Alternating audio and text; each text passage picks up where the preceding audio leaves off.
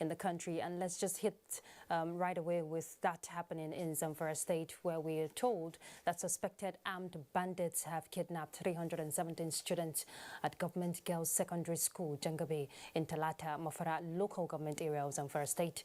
State Commissioner of Information Suleiman Tunau Anka, who confirmed the incident, said the gunmen stormed the school around 1 a.m. today and abducted these students.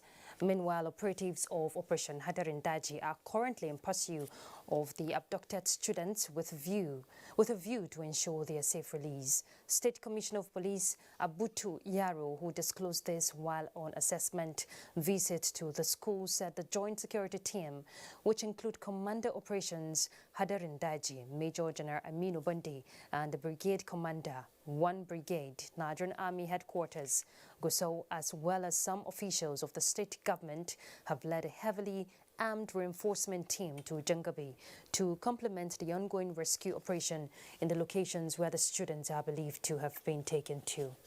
For now, they are in pursuit of the bandits, and the direction they have taken is known.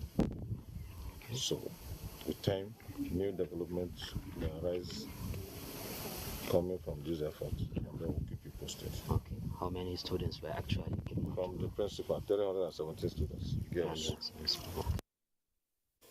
Correspondent Haliru Mohammed Umar reports that the school has been closed following the ugly incident. Some residents of the community said the abductors forced their way into the school premises through the main gate, which has one security guard who ran away on sighting them. They added that the abductors earlier had an encounter with some security personnel where they exchanged fire.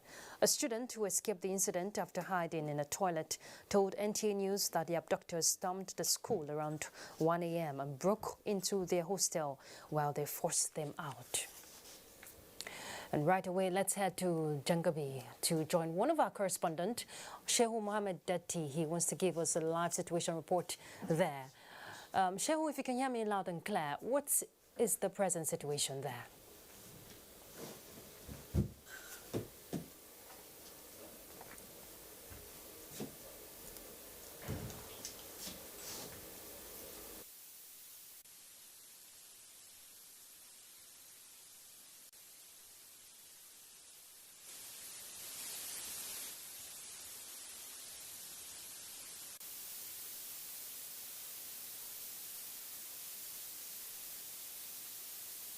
They rejoin Shehu Mohammed Datti if he can fix that from his end.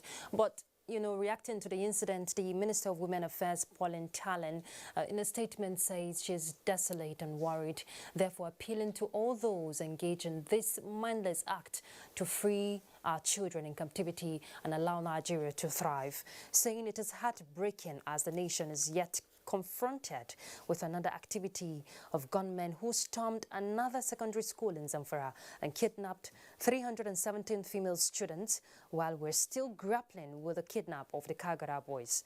The minister says as Nigerian women, mothers and nurturers of life, we can no longer pretend that this is not affecting our psyche.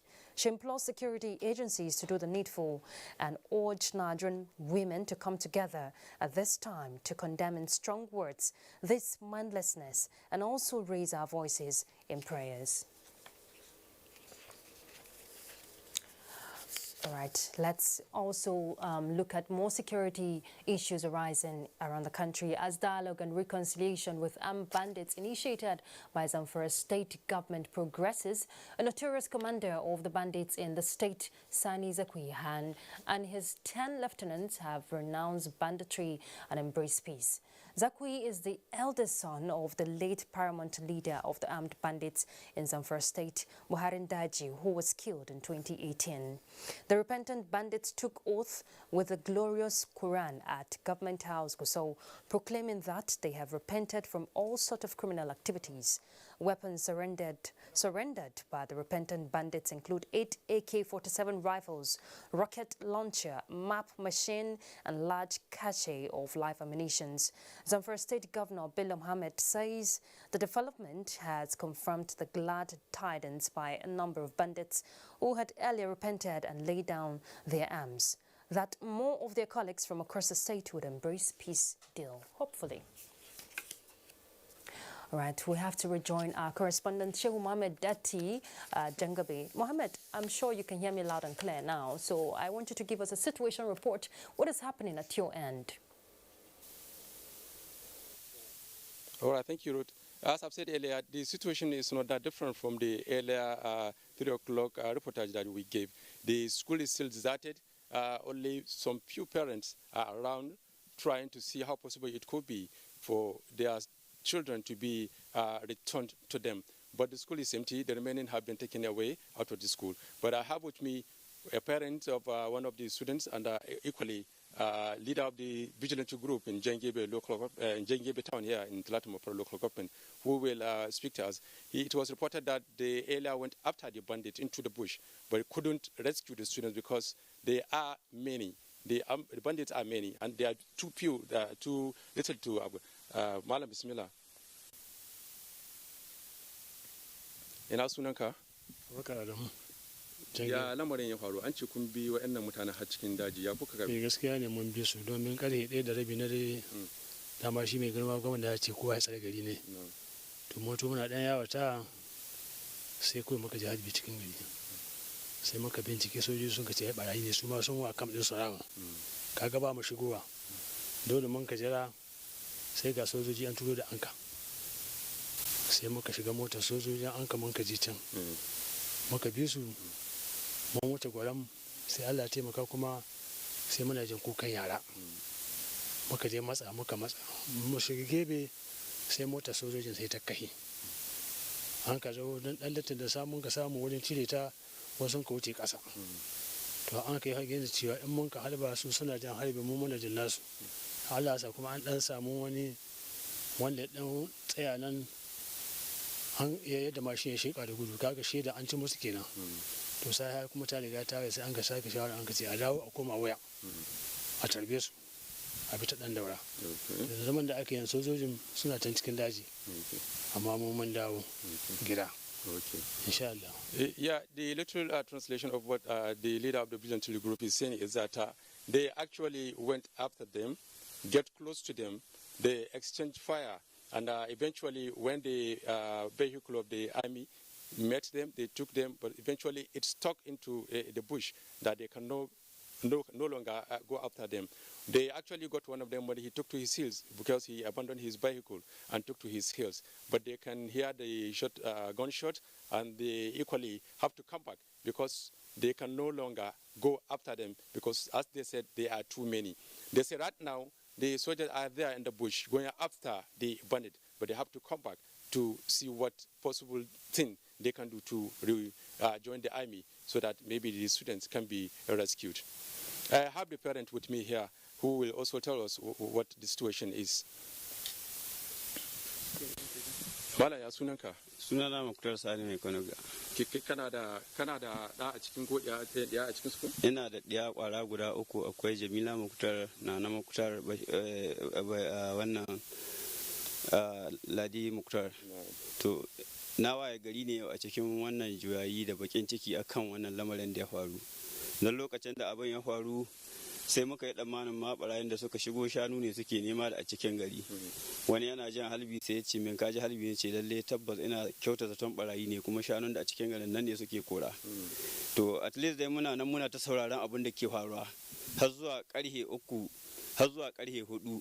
To lokacin sallah sai muka zo muka yi sallah, ina da wani makwauci na a kusan makaranta sai ya kiraye ni ya ce wane yaranka na shigo makaranta duk na duba ban gane su ba, wani ɗaki ne suke, nace wani yara kuma sai ce ai yaran makarantar ne duka aka kwashi. Nace inna lillahi wa inna ilaihi raji'un. To nika taho makarantar nika zo ɗakuna bayan ɗaki nika shiga ko ina sai dai mu cancanci yan kayayyakin su kawai a tare dan abincin da wasu suka shirya irin masu azumin nan na Attanin da Alhamis. To mun tarar da abincin shi ma yana nan aji ba su ci ba sai yan kayayyakin su sai muka fashe da kuka wurin. Okay, the little translation of what he is saying is that they got to know of the situation around 2 a.m. in the morning, but to them they thought the bandits are coming after their cattle. But eventually at around 4 to 5, they were able to understand that it was the students of this school that they have taken away. They actually, he said, in a sad mood because they don't know what will happen to their children. This is actually the situation at the moment. Oh, thank you very much for that insight there. Thank you very much for speaking with a vigilante and a parent there. We'll definitely keep in touch with you as events progresses. Thank you. All right, thank you. All right, and still more on kidnap issues. A suspected gang of kidnappers who abducted a member of Taraba State House of Assembly and collected a ransom of 30 million naira among 48 new suspects paraded by the Nigerian police force in Abuja. Francis Farm will tell us. The suspects who kidnapped the member in December 2020 were also attacked by a gang of armed robbers along Yola Road while on another mission. They were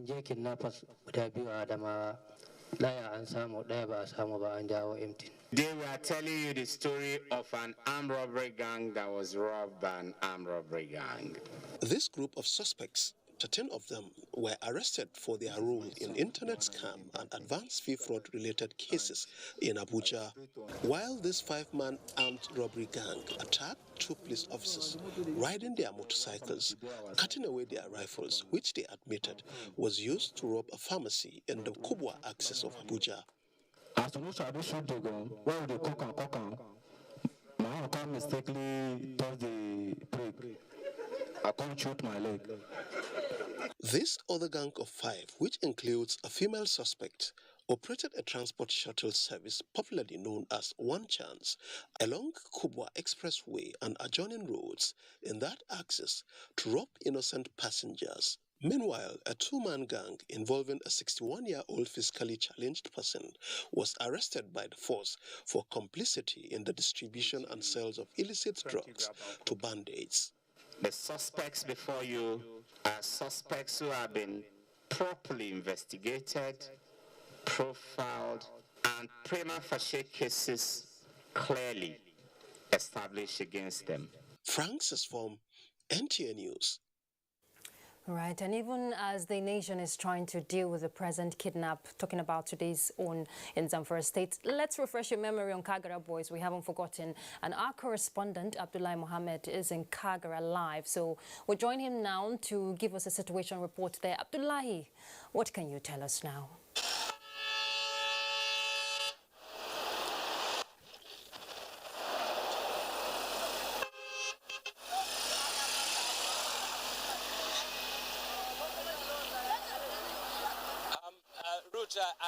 I'm hearing you clearly. If you can hear me in the studio, what has been going on here, I would like to start by telling you that this is 9 grueling days for the students, a family and teachers of Government Science Secondary School, Kagara. They were abducted, and it's, their pains is unimaginable. But for us here, what is giving us hope for the family, what is also giving them hope is the fact that government at all levels have not folded their arms and then keep watching. We are seeing massive movement here, mobilization of we've seen a massive mobilization here of security agent and a lot of other movement. Massive resources are being put together to ensure that these boys are released. I really don't want to let the cat out of the bag, but for us here, we're seeing it with our eyes. We've seen movement. We've had a lot of negotiations going on, very fruitful, and that is also giving hope to the families.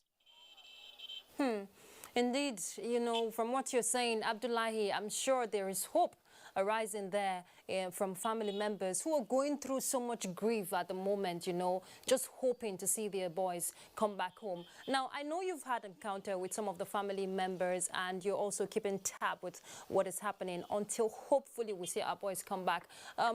From the families you've interacted with, any other, tension arising? You've talked about hope, no doubt, but what are they feeling at the moment? Well, Ruth, I will tell you that the last time I visited 2 families here, a sober reflection I saw clearly But when I went back again, they have spoken to me, we interfaced, and they were able to explain to me that they are happy about what is going on.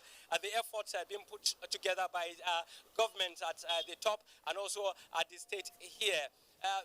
You remember also the last time here we met the Commissioner for Education. She came in here and met one of the family of the deceased, the boy that was shot during the time they were trying to take away the boys from the school.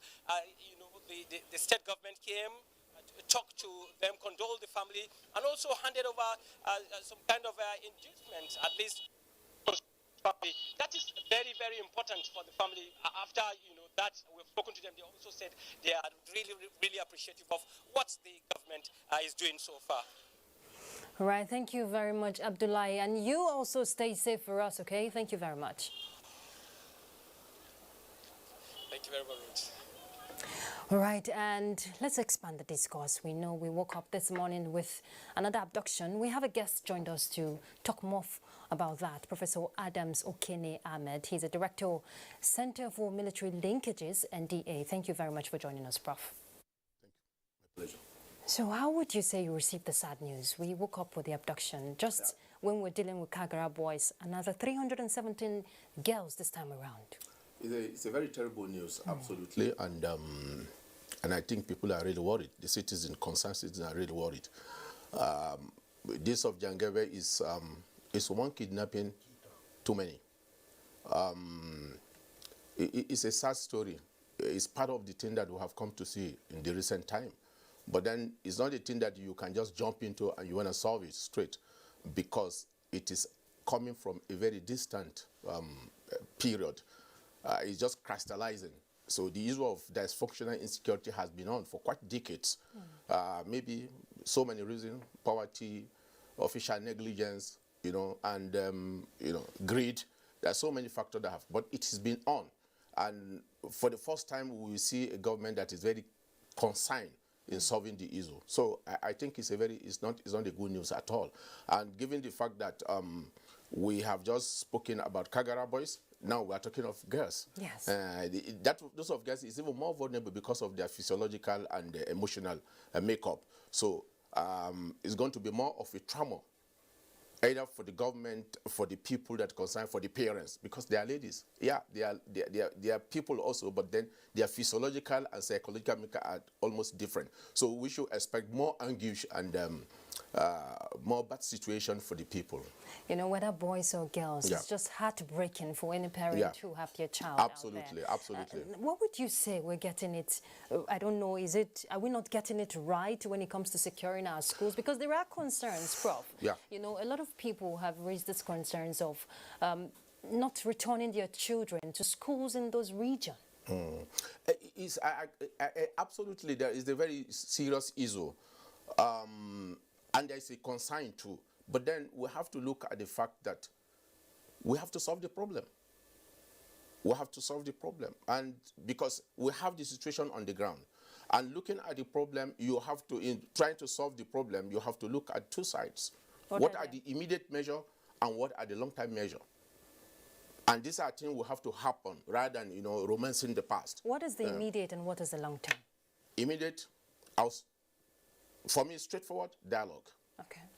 Negotiation, and if possible, paying ransom. These are critical components. We need to do this because we're not in charge. Yeah, what I mean, because the children are already there. There's no way in which you want to take any action now without serious casualty. You are talking about people who do not care about even their existence. But if you are advocating for paying of ransom, wouldn't it become a form of business for these bandits? No, it is not. Wouldn't it encourage No. My own thinking about the use of ransom is that it's an immediate palliative. But we have always gotten it wrong.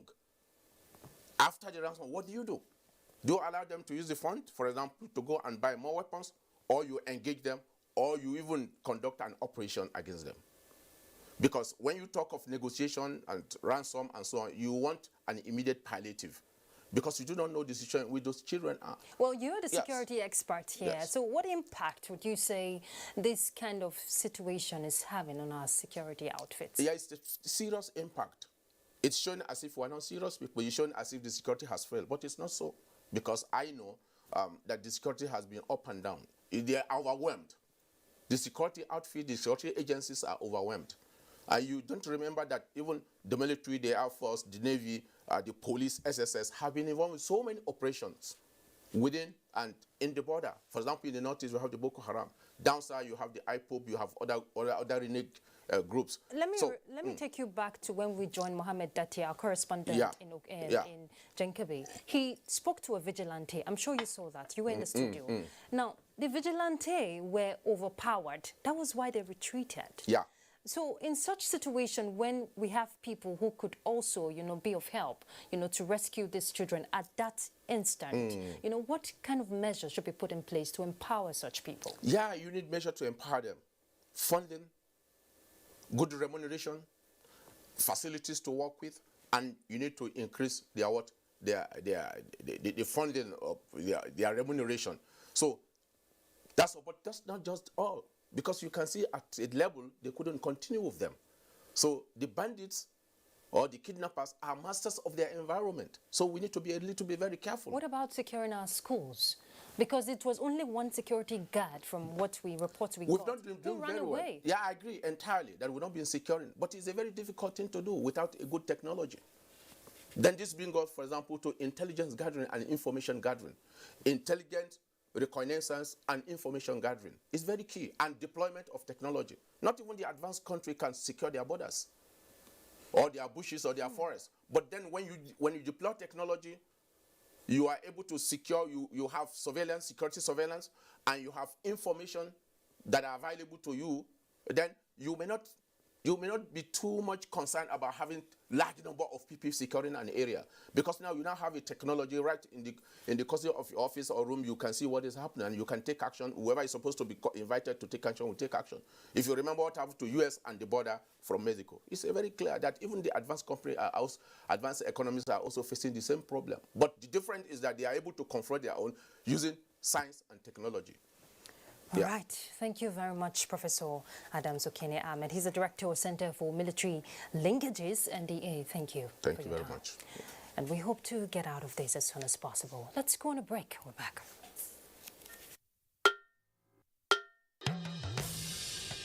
Hello, I bring you wonderful news. The village headmaster is coming back to your screen. Mo wiri abi mi o wiri. Teacher,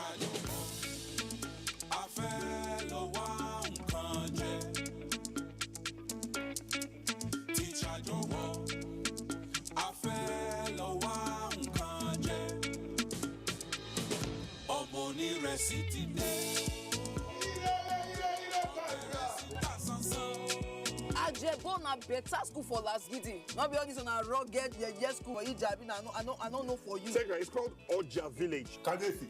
We know happy at all. And I know that even you too, you are getting a lot of orders too. Hey, we are trying, Shao. Sweep her leg out. She was standing there. Sweep it. I love you so much. And how did I give you the impression that I was interested in that position? 50-year anniversary.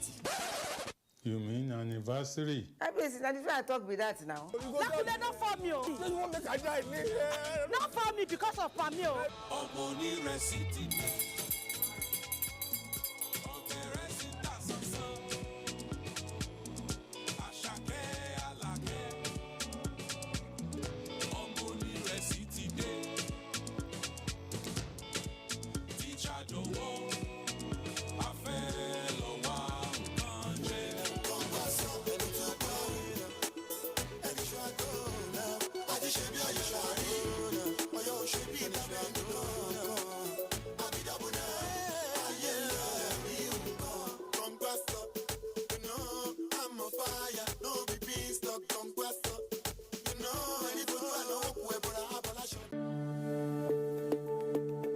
The second wave of the coronavirus COVID-19 pandemic is upon us.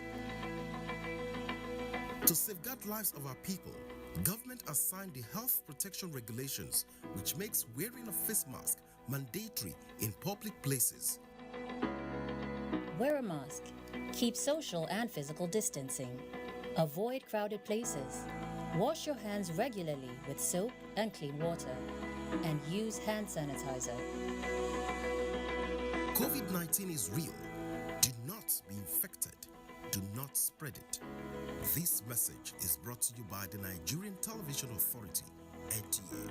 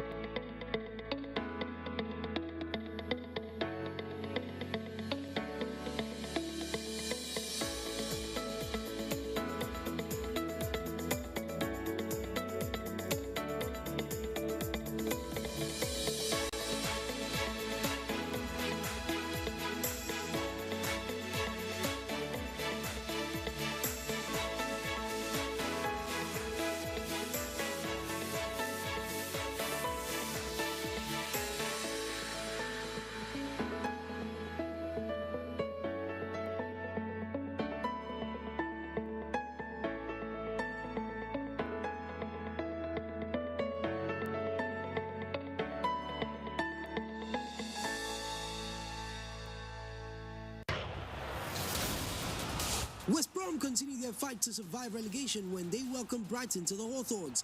This Saturday, it's West Bromwich Albion versus Brighton and Hove on the Premier League Live, showing on the network service of the NTA from 3:30 p.m. The Premier League Live is brought to you by Axis Bank, Bye Jebu, Lipton, and Close Up, in association with Goal.com.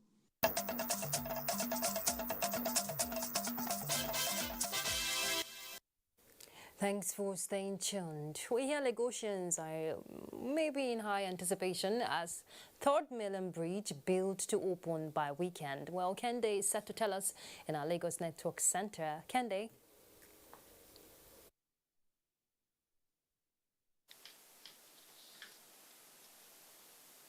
Hello, Ruth, and welcome to Lagos. After almost 8 months of partial closure of maintenance, Third Mainland Bridge is to reopen to traffic this weekend, Dotun Oguyemi reports. In final preparations for the full reopening of the Third Mainland Bridge, concrete barriers are being removed at previously designated diversion points of Adeniji and Adekunle, while asphalt has been laid along portions of the road that need final touches. Once the barriers are removed, the lane marking will be completed. The potholes will also be, the patching will also be completed. So we open it for the public to use. The ministry also restated its commitments to carry out periodic maintenance on bridges across the nation. This bridge was worked on about 2 years ago, but now we have done a comprehensive maintenance on it. With this comprehensive maintenance, what we are left with is only the periodic one. For many who do not know, work on some sections of the bridge still continues, but would be without any disruption to traffic after it is opened. 50% of the achievement.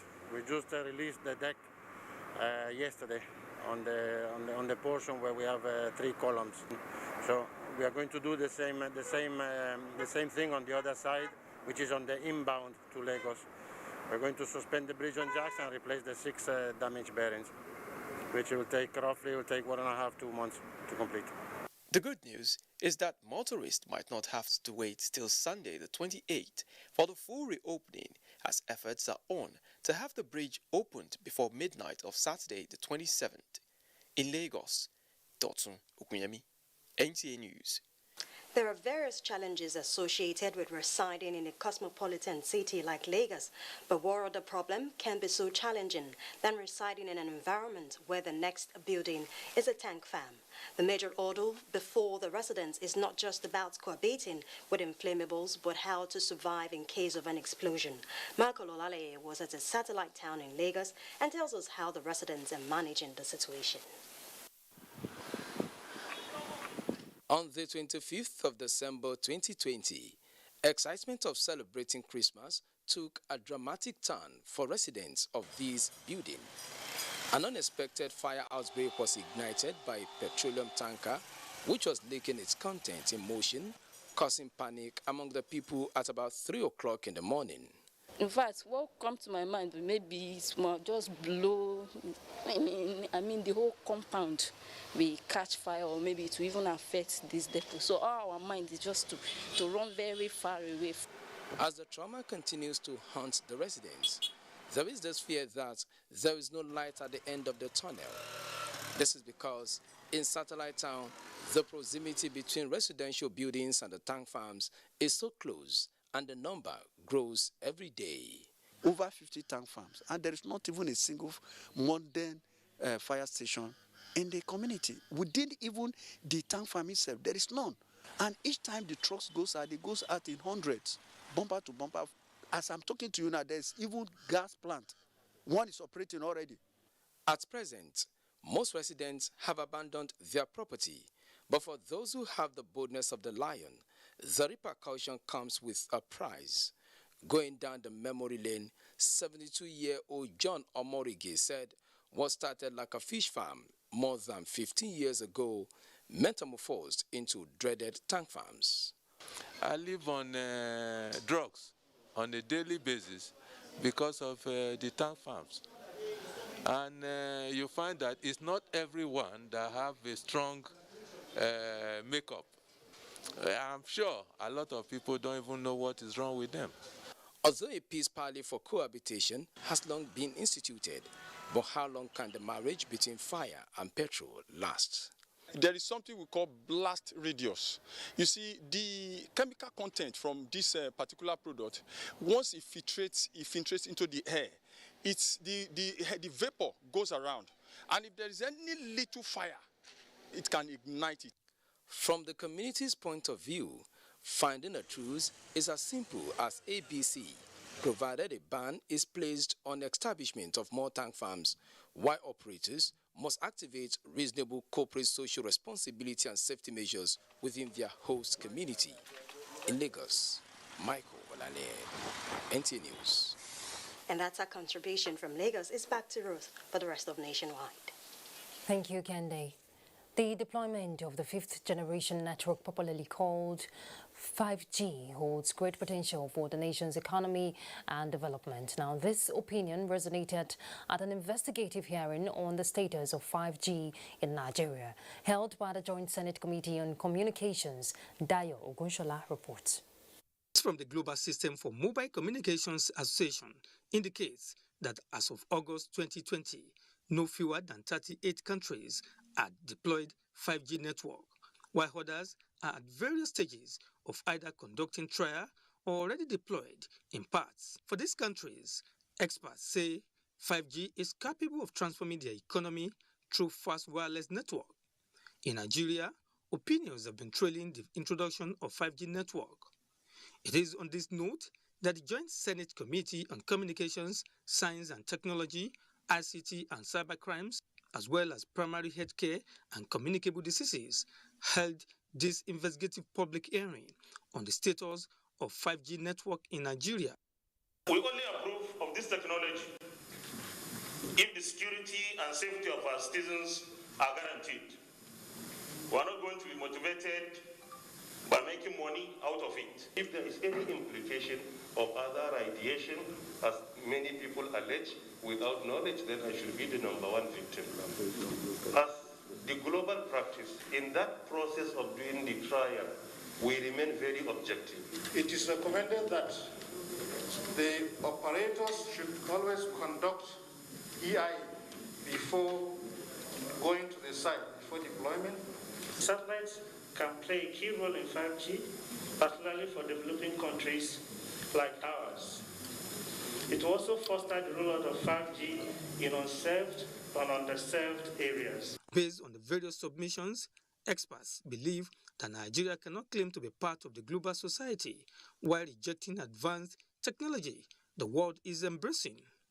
From the National Assembly, Dayo Ogunshola, NTA News. The industrial action embarked upon by members of the Senior Staff Association of Nigerian Universities and the non-academic staff of universities has been called off with effect from today, 26th February 2021.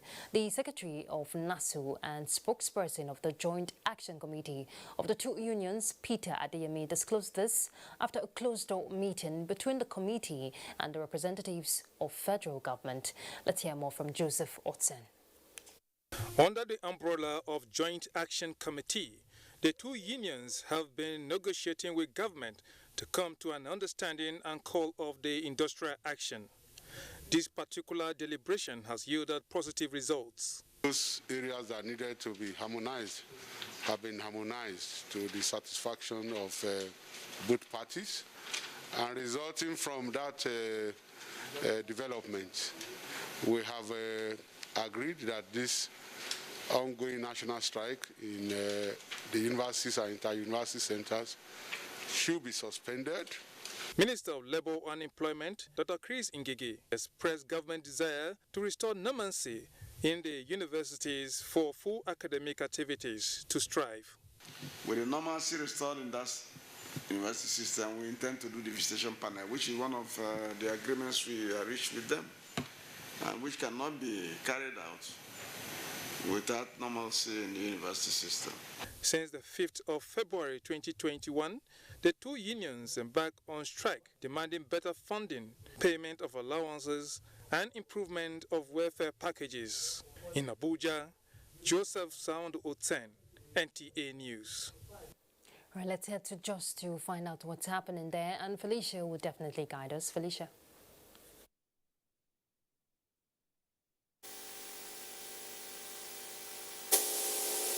Governor Simon Lalong has emphasized the need for procedural reforms in the judiciary for speedy dispensation of justice. This is contained in a message to a retreat for judges of the High Court on the new civil procedure in the state. Ijoma Ozemena reports. Worried by the slow pace of civil proceedings in courts, the judiciary in Plateau State took steps to reduce the challenge with a compendium of new High Court of Plateau State Civil Procedure Rules 2020 to ensure that justice is served. The new rules have imposed an undertaking on parties to proceed expeditiously and authorize the court to either dismiss a matter or impose appropriate sanctions if in breach of the undertaking. This, they acknowledge, is a needed solution to the incessant delay in the administration of justice at a minimal cost. The rules therefore contain ample provisions to enable members take full control of what counsel and litigants do before you. And with this new rule, it will help in contesting the prisons. Rules have widened the scope of such service to include electronic means. Introduction of electronic dispute resolution. The court can refer matters to Plateau State Court, which is already in existence. I think that if all hands are on deck, and if my colleagues do their work diligently. Speakers dwelt on the role and effective dispensation of justice play in creating enabling environment for the development of the country. The High Court of Plateau State Civil Procedure is a handbook for aiding justice and implementation. Ijoma Osemena, NTA News. Zone RS4 of the Federal Road Safety Corps, Kayode Olagunju, says the zone apprehended 89 motorists for giving bribe to their officers on the highway in Plateau State alone. He gave this indication while speaking on their operations. Rainwright Silvanus Lord has more. The zonal commander, Kayode Olagunju, while stressing the seriousness of bribing road marshals, said both the bribe givers and takers are committing offences under sections 8, 9, and 10 of the Independent Corrupt Practices and Other Related Offences. He said in the last 6 months, 89 persons in Plateau State were apprehended for giving bribes to FRSC road marshals and fined accordingly. Sometimes don't even appear to them. Sometimes you find them in commercial vehicles that they post like passengers and watch whether any of them will demand stages of monitoring. We also have people who monitor the monitors. On the issue of driving rickety cars, the zonal commanding officer said enforcement will be carried out so that no road user is put to harm. When we see a vehicle that is not roadworthy, we impound such vehicle and issue tickets to the operator. Informations on bribes are to report to the head office or call the toll-free emergency number 122. In Jos, Rinret Silvanus Lot, NTA News. Time now for another break. Nationwide continues shortly in Port Harcourt with Dibabri. The broadcast media ecosystem is dynamic and requires continuous training for practitioners to perform optimally. NTA TV College Jos invites relevant officers to the following specially packaged training programs. Intermediate online news reporting skills. Date 1st March to 12th March 2021. 2 weeks. Studio lighting indoor and outdoor. Date 1st March to 5th March 2021. 1 week. Modern trends in broadcast media marketing. Date 15th March to 9th April 2021. 4 weeks. Understanding public service rules and mastering the art of standard minute writing, reports, memoranda, and briefs. Date 15th February to 12th March 2021. 4 weeks. The course fee for the 4-week courses is 100,000 naira per participant. The fee for the 2-week course is 80,000 naira, while the course fee for the 1-week course is 40,000 naira only. Accommodation inclusive. Venue for all the courses is the serene and secure environment of NTA TV College near Old Government House, Rayfield, Jos. For more inquiries, please call 0803-314-4383 or 0806-980-9807. NTA TV College, Jos. Training you to be the best you want to be. A new edition of TV Guide is out with special focus on the game changer, His Excellency Governor Abdullahi Sule of Nasarawa State. Broadcasting in a digital economy, Maxwell Lobo gives an insight. This edition also features Nancy Naji of AIT, a name synonymous with business. Meet the NCDC boss, Dr. Chikwe Ihekweazu. TV Guide, your indispensable companion, also x-rays the relevance of social media in the modern society. Meet some TV professionals who have impacted their spaces and other inspiring stories in sports, entertainment, and lots more. Grab a copy at the vendor near you or NTA stations nationwide. TV Guide, your indispensable companion.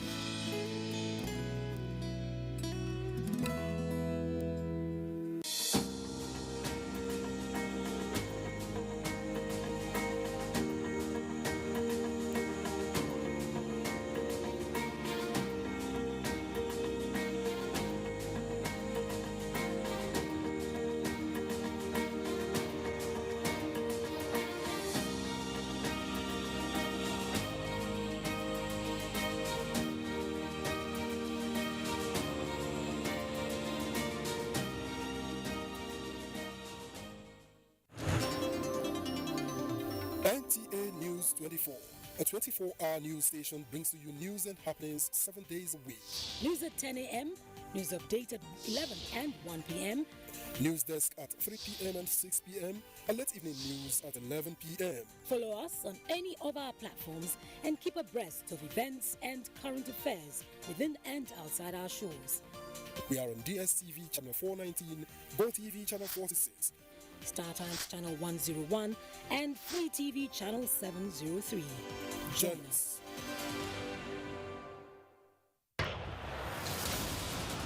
West Brom continue their fight to survive relegation when they welcome Brighton to the Hawthorns. This Saturday, it's West Bromwich Albion versus Brighton and Hove on the Premier League Live, showing on the network service of the NTA from 3:30 p.m. The Premier League Live is brought to you by Axis Bank, Babai Jebu, Lipton, and Close Up, in association with Goal.com.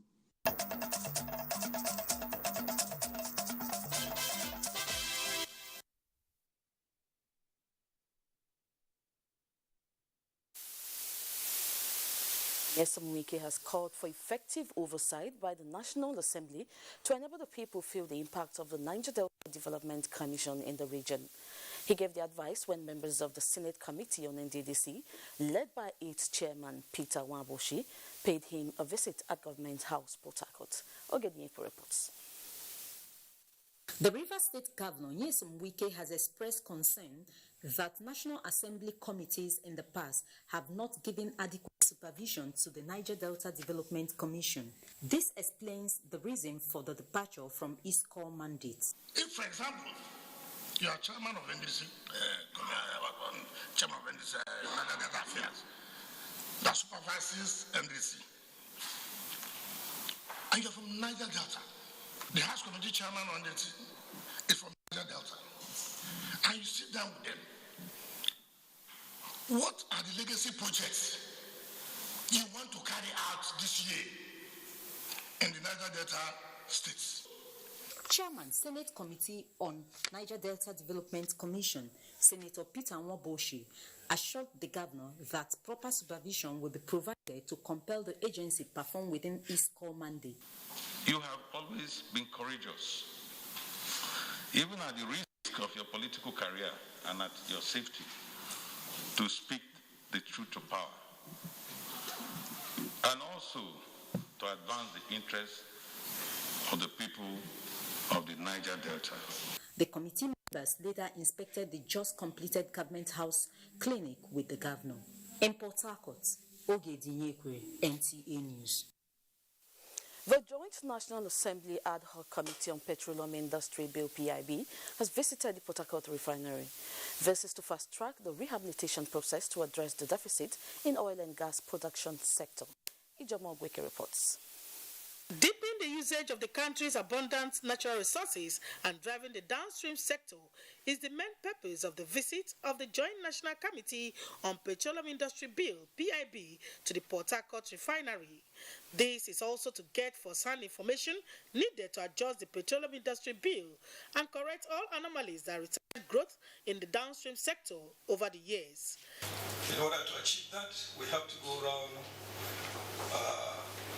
all our countries that are involved in the downstream operation in the petroleum industry to see what is going on, what needs to be done, what needs to be adjusted so that the bill can capture all segments of the oil industry. At the National Assembly, whatever support we believe that is required, because this cannot become another national monument. The Port Harcourt refinery, which is the premier and largest refinery in the country, has its challenges that require periodic maintenance. In the last 1 year, management of NLPC thought it wise to say, let's look around what we can do to truly rehabilitate these facilities so that we can have the sustained guaranteed production, and then we can get value for the input, which is the crude that we're putting through these facilities.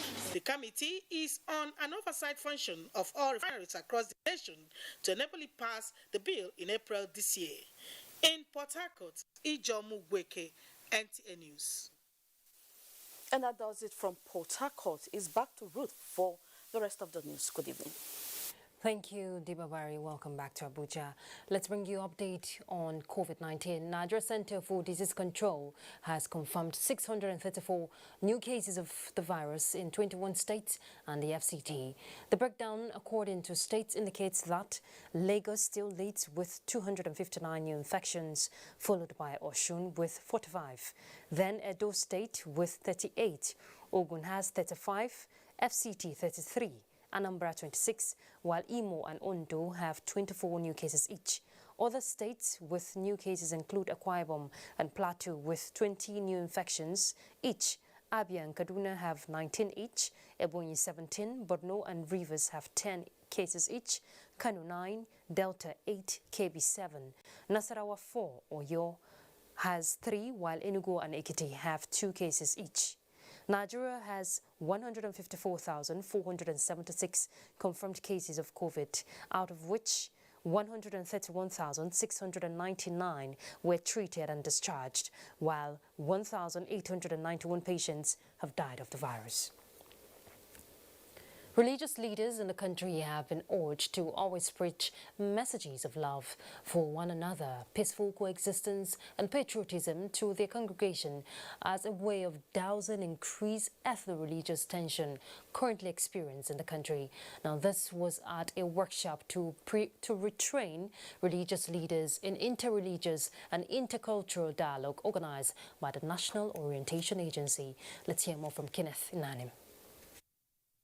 Nigeria, like some other countries of the world, is being confronted with insurgency, banditry and other forms of insecurity. As if these are not enough, ethno-religious tension is being heightened in parts of the country, with others calling for disintegration.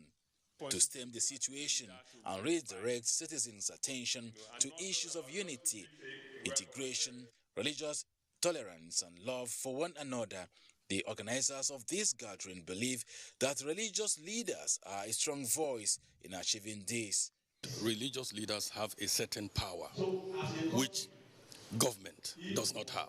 Their adherents, whether they are Muslims or Christians, believe that religious leaders are representatives of God on earth. And they speak to their followers through the various holy books. Now, given that kind of platform, we think that in the face of the various crises that Nigeria is facing today, that religious leaders have a critical role to play. This is intended to make participants effective ambassadors in the campaign to bring lasting peace to our great country.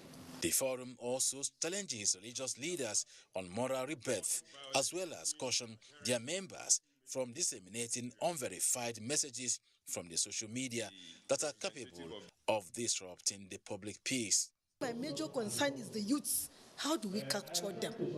How do we get them to understand that, no, they need to love one another? We're supposed to showcase all these things to make sure that the society becomes a better place. It is our hope that at the end of this process, religious leaders and their followers will be equipped with the skills that will enable them critically analyze information and news media content. The religious leaders, however, appealed to the elite and public office holders to also play positive roles in promoting peace and harmonious coexistence amongst their supporters for nation building. Kenneth Nanim, NTA News. The Osun State Governor Gboyega Oyetola has received the 2020 Best Governor Award for his outstanding performance despite paucity of resources. This was at a ceremony organized by Business Day Media to recognize and reward excellence in the delivery of quality service to the nation. Abubakar Usman Akwanga reports that the governor, who was highly elated, says the honor will spur him for a greater performance to the state and the country. And I congratulate His Excellency the Governor, and I present the award on behalf of Business Day. May God bless all of us. The award, which was specially designed to appreciate people with valor to attain greatness and accomplish goals, does on Governor Gboyega for his outstanding performance. The governor expressed confidence that the criteria that hands him the award will always remain the hallmark for his continued service to his people and humanity. If our modest efforts are given our best to our people in the most challenging 2 years in the country, I've handed us this highly coveted award. It's an invitation for us to do more and surpass our accomplishments in the 2 years ahead. We welcome this invitation with both arms. Former head of state General Yakubu Gowon and Emir of Kano Aminu Ado Bayero say recognition for hard work should be a call for more work. Other awardees appreciate Business Day Media for the initiative of National Discourse and Good Governance Awards, saying it will inspire leaders for more service to the nation. In Abuja, Abubakar Usman Akwanga, NTA News. And Sports Update is next with Badi Adelaire.